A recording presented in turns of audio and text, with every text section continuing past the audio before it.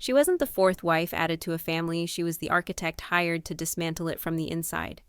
This is the step-by-step blueprint of how Robyn Brown executed a decade-long plan to achieve monogamy. We're about to expose every calculated move, every crocodile tear, and every manipulative whisper that led to the downfall of the Brown family empire. She played the long game, and we have the receipts. If you're ready to see the queen in her crumbling castle, you need to hit that subscribe button right now because the truth is about to be unleashed. The betrayal, the ultimate Trojan horse. It all began with a smile and a promise. When Robyn Sullivan entered the Brown family in 2010, she was presented as a breath of fresh air, a younger, vibrant woman who would complete their celestial family. We saw the clips, didn't we? Robyn, with her doe eyes and soft-spoken demeanor, pledging her undying love not just for Kody, but for the entire family. She vowed to respect the other wives, to honor the principle of plural marriage, and to be a loving sister wife to Mary, Janelle, and Christine. She was the missing piece, or so we were told. But as we now know, with the clarity of hindsight and a mountain of evidence, this was never about addition. It was about subtraction. It was a hostile takeover disguised as a spiritual union. The betrayal wasn't a single act, but a slow, creeping poison that seeped into the very foundations of the Brown family. A systematic contradiction of every promise she ever made. From day one, the narrative was carefully crafted. Robyn was the damsel in distress, a single mother with 3 children who needed rescuing. Kody, ever the hero in his own mind, was all too eager to swoop in. But let's be clear, Robyn was no helpless victim. She came from a background of polygamy. She knew the rules, the dynamics, and most importantly, the weaknesses of the system.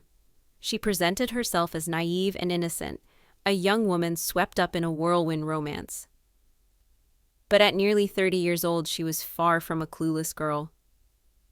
She was a woman with a plan, a woman who had observed the cracks in the Brown family's foundation long before she ever set foot in their home. The promises of unity and sisterhood were nothing more than a smokescreen. While she spoke of loving the family, her actions told a different story. She immediately began to monopolize Kody's time and attention, a move that didn't go unnoticed by the other wives. The 11-day honeymoon, while Christine was at home with a newborn, was just the first in a long line of power plays that demonstrated her true intentions.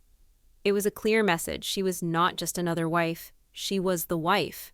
The betrayal was in the way she subtly positioned herself as the gatekeeper to Kody, the only one who truly understood him. She created a narrative that Kody spoke a different language and only she held the translation key. This effectively isolated him from his other wives, turning their communication into a game of telephone with Robyn as the operator.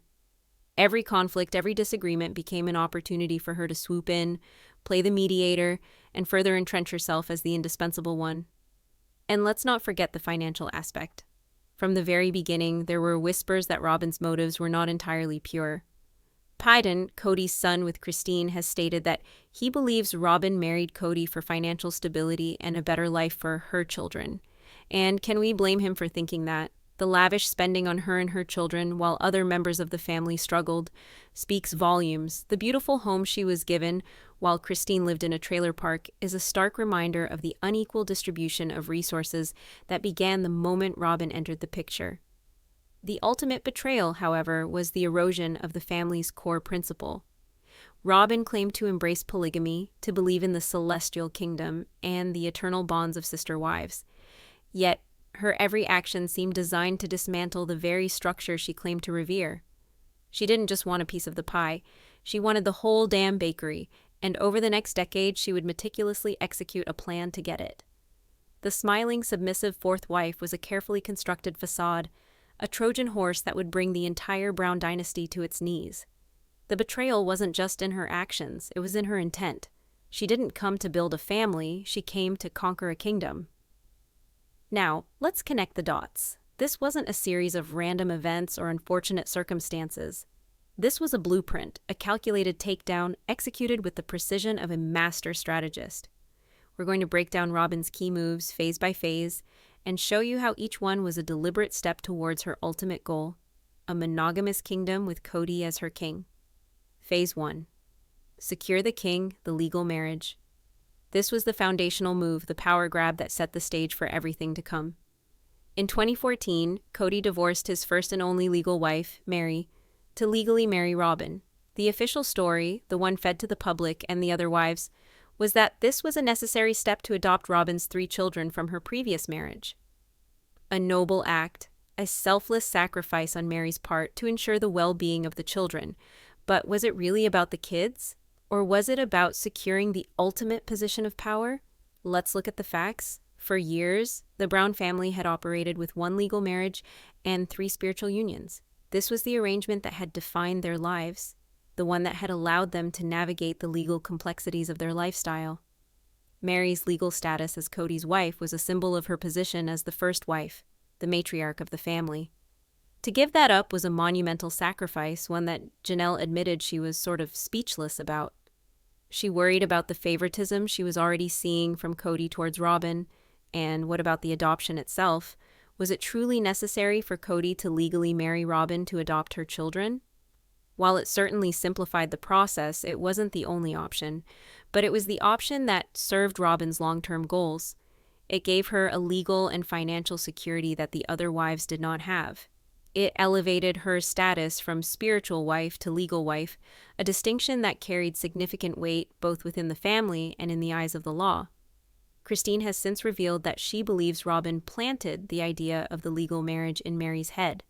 She recalls Robyn talking about other polygamous families where the first wife divorced the husband so he could legally marry the second wife and adopt her kids. Christine saw this as a calculated move, a way of planting a seed that would eventually blossom into the ultimate power play. Robyn, of course, denies this, calling it an absolute lie. But the evidence suggests otherwise. The legal marriage was the cornerstone of Robyn's Masterplan. It wasn't just about adoption, it was about acquisition.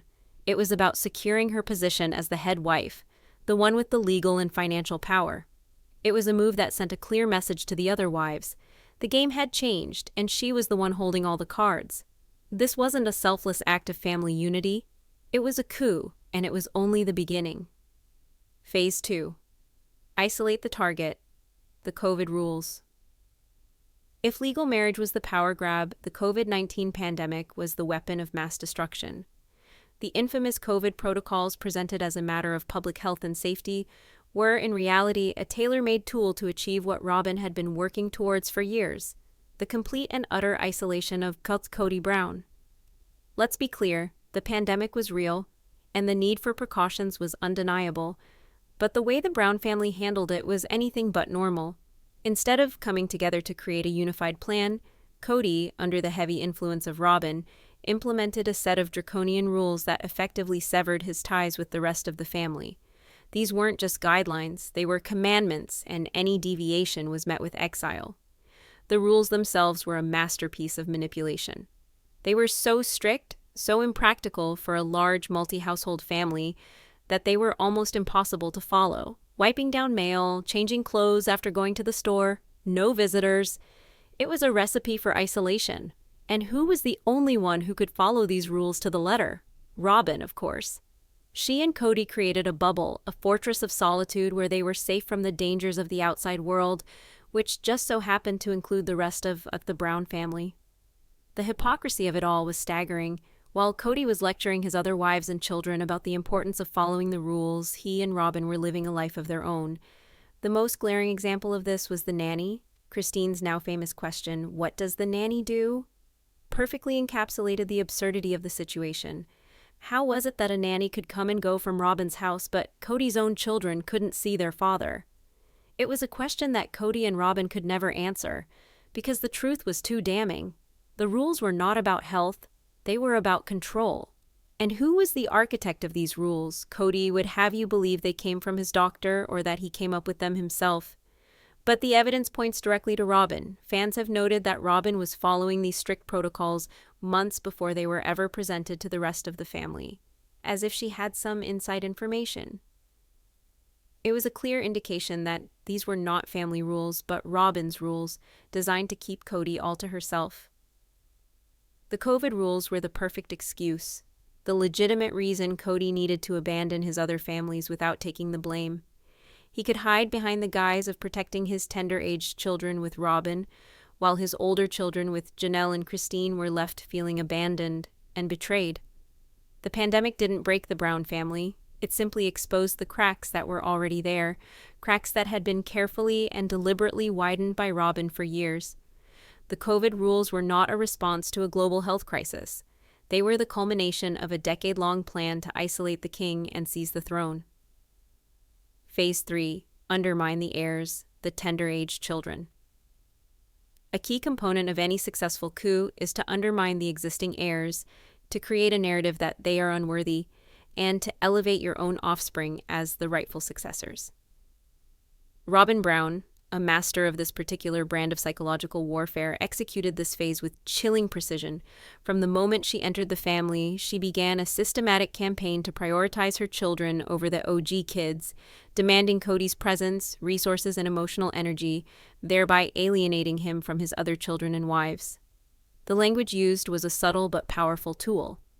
Robyn's children were always the tender-aged ones, the ones who needed their father's constant presence and protection. This created a false dichotomy, implying that the older children, some of whom were still teenagers, were somehow less in need of their father's love and attention. It was a narrative that Kody, already besotted with Robyn, readily accepted. He began to see his older children as a threat, a drain on his resources, and a distraction from his real family with Robyn. The financial disparity was another glaring example of this favoritism. While the other families were often left to fend for themselves, Robyn and her children enjoyed a lifestyle that was far more lavish. The expensive gifts, the nice house, the constant presence of their father, it was a stark contrast to the lives of the other Brown children. This created a sense of resentment and inequality that festered for years, driving a wedge between the siblings and further solidifying Robyn's position as the queen of her own little kingdom. But it wasn't just about money and attention. It was about a fundamental shift in the family dynamic. Robyn's children were treated as the core family, while the others were relegated to the status of outsiders. Robyn has even referred to her children with Kody as the core family, a statement that reveals her true feelings about the rest of the Brown children. They were not part of her inner circle, not part of the family she was building with Kody. They were, in her eyes, expendable. This prioritization of her own children had a devastating effect on Kody's relationship with his other kids. They saw the favoritism, they felt the neglect, and they began to pull away. The once close bonds between father and children were slowly eroded, replaced by a sense of bitterness and betrayal. Christine has spoken about the heartbreak of seeing her children's relationship with their father deteriorate, a pain that was undoubtedly shared by Janelle and her children. Robyn's strategy was brilliant in its cruelty. By positioning her children as the most important, she not only secured a better life for them, but also drove a wedge between Kody and the rest of his family. She created a self-fulfilling prophecy. By treating the OG kids as outsiders, she ensured that they would eventually become just that. It was a slow, painful process of alienation, a masterclass in undermining the heirs to secure the throne for her own. Phase 4. Emotional sabotage. The final and perhaps most insidious phase of Robyn's blueprint was emotional sabotage. This was where she truly excelled, using a potent cocktail of tears, victimhood, and manipulation to turn Kody against his other wives during any conflict. Robyn, the master puppeteer, knew exactly which strings to pull to get the desired reaction from her emotionally volatile husband. The tears were her signature move, a weapon she wielded with devastating effect. Anytime there was a disagreement, anytime one of the other wives voiced a concern, the waterworks would begin. Suddenly, Robyn was the victim, the one who was being attacked, the one whose dreams of a big, happy family were being now shattered. And Kody, like a knight in shining armor, would rush to her defense, his anger directed at whoever had dared to upset his precious Robyn. This tactic was particularly effective because it played into Kody's own insecurities and his need to be the hero. He saw Robyn as the damsel in distress, the one who needed his protection. He was blind to the fact that she was the one creating the drama, the one who was orchestrating the conflicts to her own advantage. But the emotional sabotage went beyond just tears. It was in the way she would subtly twist the words of the other wives, reframing their legitimate concerns as personal attacks. It was in the way she would play the mediator, inserting herself into conflicts that had nothing to do with her, only to emerge as the one who was trying to keep the family together. It was a masterful performance, one that would have been worthy of an Oscar. The other wives were not blind to this manipulation. Christine, in particular, saw through Robyn's act from the very beginning. She recognized the emotional games, the way Robyn would use her tears to get what she wanted. But by the time the other wives fully understood the extent of Robyn's manipulation, it was too late. The damage was done. Kody was so firmly under her spell that he was incapable of seeing the truth. The emotional sabotage was the final nail in the coffin of the Brown family. It turned brother against brother, wife against wife, and father against child. It created a toxic environment of suspicion and resentment, an environment where honest communication was impossible. Robyn's tears may have seemed like a sign of weakness, but they were, in fact, her most powerful weapon. They were the tools she used to dismantle a family from the inside out, leaving a trail of broken hearts and shattered relationships in her wake. This was not the act of a loving sister-wife. It was the work of a master manipulator, a woman who would stop at nothing to get what she wanted. The courtroom confrontation, the coup d'etat. There comes a point in every revolution when the oppressed rise up and confront their oppressor. In the saga of the Brown family, this moment came not in a courtroom of law, but in the court of public opinion, televised for the world to see. The "what does the nanny do" fight was the moment Christine finally exposed the hypocrisy of Robyn's isolationist tactics. And Janelle's sons, Gabe and Garrison, confronting Kody about his abandonment and Robyn's influence, served as the damning testimony from key witnesses. The nanny fight was the spark that ignited the revolution. For months, the family had been living under the tyranny of Kody and Robyn's COVID rules. The other wives and their children were ostracized, forbidden from seeing Kody, all in the name of safety. Yet a nanny was allowed to come and go from Robyn's house with impunity. The hypocrisy was too much for Christine to bear. Her question, "What does the nanny do?" was not just about a nanny. It was about the lies, the manipulation, and the blatant favoritism that had come to define their family. It was a direct challenge to Robyn's authority, a public airing of the grievances that had been simmering for years. Kody's explosive reaction to Christine's question was telling. He became defensive, angry, and irrational. He couldn't provide a logical explanation for the nanny's presence, because there wasn't one. The nanny was a symbol of Robyn's power, a clear indication that the rules did not apply to her. The fight was a turning point for Christine. It was the moment she realized that she could no longer live in a family where she was treated as a second-class citizen. It was the moment she decided to take back her power. But the most powerful testimony in this courtroom confrontation came from Janelle's sons, Gabe and Garrison. These young men who had once adored their father now saw him as a stranger, a man who had abandoned them for his new family with Robyn. Their emotional confrontation with Kody was heartbreaking to watch. They spoke of their pain, their confusion, and their anger at being pushed aside. They directly accused Robyn of being the cause of the family's problems, of manipulating their father and turning him against them. Gabe, in tears, recounted a phone call with Kody on his birthday, a call in which Kody had forgotten it was his son's special day. The pain in Gabe's voice was palpable as he described his father's indifference. Garrison, who had once been close to Kody, now saw him as a man he no longer recognized. He spoke of the gaslighting and the emotional manipulation that had become the norm in their family. Their testimony was a powerful indictment of Kody and Robyn. It was the voice of the children, the innocent victims of Robyn's Masterplan. They were the ones who had paid the price for her ambition, the ones who had lost their father in her quest for a monogamous kingdom. Their words were a wake-up call for Kody, a moment of reckoning that he could not ignore. But by then, it was too late. The damage was done, the battle lines were drawn, and the family was irrevocably broken. The coup d'etat was complete, not with a violent overthrow, but with the quiet, devastating power of the truth. The victory, a Pyrrhic one at best. In the end, everyone got what they wanted, but not in the way they had imagined. Christine and Janelle found their freedom, Kody and Robyn got their monogamy, but the cost was a family torn apart, a legacy in ruins. Christine and Janelle's win was the most unexpected and the most triumphant. They saw Robyn's plan for what it was, a hostile takeover, and they refused to be pawns in her game. Their victory was not in winning Kody back, but in winning themselves back. They found their voices, their independence, and their happiness. They restored their relationships with their children, the ones who had been caught in the crossfire of Kody and Robyn's war, and they gained the unwavering support of the public, who saw the truth and rallied behind them. Their departure from the Brown family was not a defeat. It was a declaration of independence, a testament to their strength and resilience.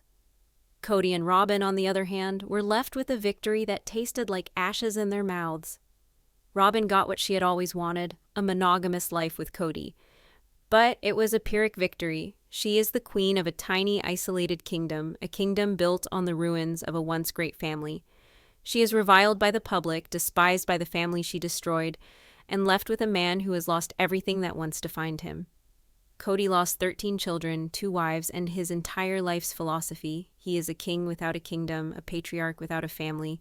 He is a broken man, a shadow of his former self, a cautionary tale of what happens when you sacrifice everything for the love of one woman. The irony of it all is that Robyn, the architect of isolation, is now more isolated than ever. She is trapped in her gilded cage with a man who is a constant reminder of all that they have lost. Her dream of a big, happy family has become a nightmare, a lonely existence in a mansion filled with ghosts. She may have won the battle, but she has lost the war, and as she sits on her throne in her lonely kingdom, she must surely wonder if it was all worth it. Was the price of monogamy worth the destruction of a family? That is a question that only she can answer, but for the rest of us, the answer is clear. The architect of isolation has built herself a prison, and she is the only inmate. Every tier, every rule, every excuse was a move in a decade-long game of chess. If you're ready to see the final checkmate, subscribe now because the queen is about to fall. Sources help. So, you thought the story ended with a broken family and a queen in her lonely castle? That was just the beginning of the endgame. Welcome back to the second half of our deep dive into the meticulously crafted takedown of the Brown family. If the first part laid out the blueprint, this is where we examine the fine print, the hidden clauses, and the backroom deals that sealed the fate of a polygamous dynasty. We're moving beyond what you saw on screen and into the realm of exclusive theories and insider reports that paint an even darker picture of this decade-long manipulation.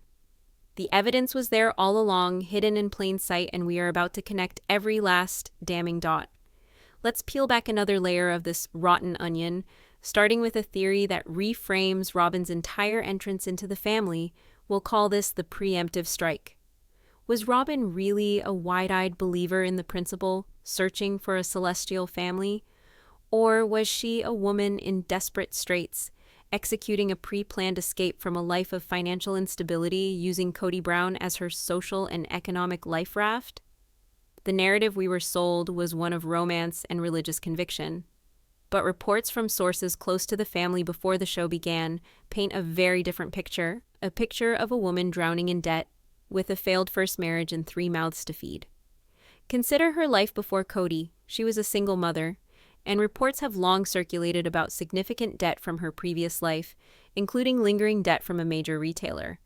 The idyllic picture of a woman simply waiting for her spiritual soulmate begins to crack under this financial pressure. Now imagine you are in that position. Suddenly, an opportunity presents itself. A man with a television show, a seemingly endless stream of network money, and a family structure that, in theory, provides a built-in support system. It's not just a marriage, it's a golden ticket.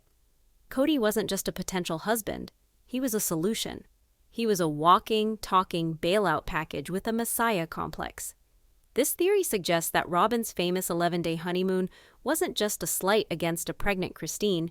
It was a strategic move to solidify her position and ensure Kody was emotionally and financially invested in her and her children before any potential buyer's remorse could set in. It was about establishing a precedent of priority from day one. Her tears and vulnerability weren't just emotional displays, they were tools to elicit sympathy and resources. Every plea for help, every crisis manufactured around her children, was a withdrawal from the bank of Kody, draining resources that should have been allocated to the entire family. The insistence on a grander house, the desire for expensive jewelry like the Claddagh ring, and the push for her own business venture, My Sister Wife's Closet, all look less like the desires of a humble sister wife and more like the calculated moves of someone aggressively securing assets. She saw the Brown family not as a spiritual calling, but as a corporate merger where she planned to become the majority shareholder. And how did she sell this hostile takeover to a family supposedly guided by faith? This brings us to our second theory, the spiritual manipulation. Robyn's true genius lies in her ability to weaponize the very belief system the Browns held sacred. She didn't just manipulate Kody's emotions, she manipulated his faith. Throughout the years, how many times did we hear Robyn frame her desires as revelations or spiritual promptings? She spoke of visions of a dark-haired man who turned out to be Kody. She claimed to have divine confirmation about joining the family. These weren't just romantic notions. They were tactical declarations that made her desires unimpeachable. In a devoutly religious family, how can you argue with God? If Robyn received a revelation that she and her children needed a bigger house, or that Kody needed to spend more time with them for their emotional well-being, it was no longer a selfish request. It was a divine mandate. For Mary, Janelle, or Christine to challenge this would be to challenge her connection to God, a deeply fraught position in their faith. It was a checkmate move. She cloaked her ambition in the language of piety, turning every selfish demand into a holy decree. Kody, a man who desperately wants to see himself as a righteous patriarch, was an easy mark. Robyn didn't just tell him what he wanted to hear, she told him what God supposedly wanted him to hear, and it always, miraculously, aligned with what Robyn wanted. This spiritual manipulation was most evident during the move from Las Vegas to Flagstaff, a decision that has been almost universally recognized as the financial and emotional catalyst for the family's final implosion. The official reason was to escape the toxic environment of Vegas and find a better quality of life. But insiders have long theorized that the move was primarily driven by Robyn and her desire to have her oldest son, Dayton, attend college in Flagstaff. Robyn presented this move as a family decision, even a spiritual one, to find their forever home on Coyote Pass. Yet she was the only one who truly benefited. This leads directly into the financial coup, the phase where Robyn and Kody systematically funneled family resources toward themselves, leaving the other wives in precarious financial situations. The Flagstaff move was a financial disaster for everyone except Robyn. Let's look at the breakdown. The family sold their 4 adjacent homes in the Las Vegas cul-de-sac, where they had achieved a fragile but functional balance. They then sank their money into a large, undeveloped parcel of land, Coyote Pass, with the promise of building a family compound. But the houses never got built. Instead, a pattern of financial disparity emerged that was impossible to ignore. Kody and Robyn purchased a $1 million home with 5 bedrooms and 5 bathrooms, complete with a sprawling wooded property. Meanwhile, Christine was in a modest rental, and Janelle, at one point, was forced to live in an RV on the undeveloped land because she couldn't afford Flagstaff's rental market. Mary, financially independent through her own ventures, was also left in a rental, emotionally and physically isolated from the family. The family pot, which was supposed to provide for all 18 children and 4 wives, was clearly being drained to support the lavish lifestyle of just one wife and her children. Kody's infamous declaration that love should be multiplied, not divided, became a cruel joke. In reality, it was the family's assets that were being divided, and Robyn was getting the lion's share. The business they started together, My Sister Wife's Closet, became another point of contention. While it was marketed as a family venture, it was largely seen as Robyn's pet project, and there have been consistent questions about its profitability and how its finances were managed. Was it a genuine attempt at a family business, or was it another vehicle to channel family funds in her direction? The business has been largely inactive for years, yet the financial imbalances within the family only grew worse. The financial coup was subtle, executed over years through a series of seemingly unrelated decisions, but the end result was clear. Robyn had achieved financial supremacy, leaving the other wives as mere satellites orbiting her and Kody's financially secure world. And within that secure world, she built another wall, another layer of isolation, which brings us to the Nannygate conspiracy. We've all asked Christine's iconic question, what does the nanny do? But the answer is far more strategic than simple childcare. The hiring of a nanny was not about needing help with the children. In the Brown family's polygamous structure, the wives and older children had always been the built-in childcare system. It was a core tenet of their communal lifestyle. Christine, in particular, had been the primary caregiver for most of the family's children for years. So, why the nanny? The theory is that the nanny served 2 strategic purposes. First, she was a symbol of status. It was a declaration that Robyn and Kody were no longer part of the communal family structure. They were a separate, modern nuclear family who hired outside help. It was a rejection of the very system that had raised Kody's other 13 children. It was a way for Robyn to signal that she was different, that she was better. Second, and more importantly, the nanny was an ally, a confidant who was paid to be loyal to Robyn. She was a person within Robyn's home who was not a member of the Brown family, someone who wouldn't challenge her narrative or report back to the other wives. In a house where she increasingly felt under siege by the OG family members, the nanny was a friendly, non-threatening presence. She was a barrier against the perceived judgment of the other wives and older children. By hiring a nanny, Robyn was effectively firing the family. It was the ultimate act of secession, drawing a clear line in the sand between her family and everyone else. The nanny didn't just look after the kids, she helped guard the fortress of isolation Robyn had so carefully constructed. Now, let's examine the aftermath and Robyn's desperate attempts at crafting a revisionist history. In the tell-all episodes and interviews that followed the family's collapse, we see a masterclass in gaslighting. Robyn consistently portrays herself as the ultimate victim, the one who fought the hardest to keep the family together. She weeps over her lost dream of sitting on a porch with her sister wives in their old age. She claims she never wanted monogamy and that she is grieving the loss of the big family. But her words are a stark contradiction to her actions over the past decade. She claims she wanted sister wives, yet she systematically isolated Kody from them. She claims she loves all the children, yet she prioritized her own to the point of alienating the others. She claims she believed in the principle, yet her every move was designed to dismantle it. This is a classic manipulator's tactic: play the victim to evade accountability. She attempts to rewrite the narrative to paint Christine and Janelle as the ones who gave up, the ones who weren't willing to work for the family. She conveniently ignores her own role in creating the toxic environment that drove them away. She is the arsonist crying about the ashes, hoping no one will notice the matches in her pocket. And what about Kody? The charismatic, if sometimes goofy, patriarch from the early seasons is gone. He has been replaced by an angry, bitter, and resentful man. This transformation is a direct consequence of Robyn's influence. For years, she has been his echo chamber, his sole confidant. She has validated his worst impulses, stoked his grievances, and reinforced his belief that he is the victim in all of this.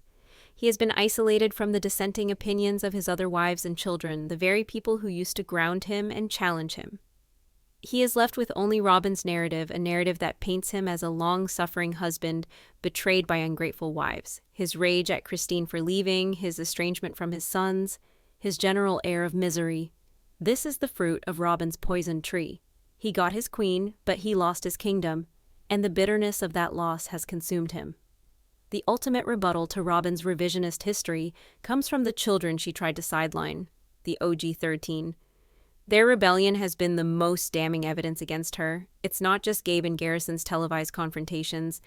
It's Peden publicly stating on podcasts that Robyn is not a nice person and that he believes she was a major factor in his parents' divorce. It's Gwendolyn on her own YouTube channel providing episode-by-episode commentary that consistently calls out Robyn's manipulative behavior and Kody's favoritism. It's Mykelti, once seen as closer to Robyn, now acknowledging the deep rifts and the pain her mother Christine went through. These are not disgruntled teenagers. These are adult children who have witnessed the decay of their family from the inside. They are the receipts. Their collective voice provides irrefutable testimony that corroborates the narrative of Robyn's calculated campaign of isolation and manipulation. They are the living legacy of the family she destroyed, and they refuse to be silenced. Now, we venture deeper into the rabbit hole, into the realm of insider reports and exclusive theories that suggest the conspiracy runs even deeper than we imagined.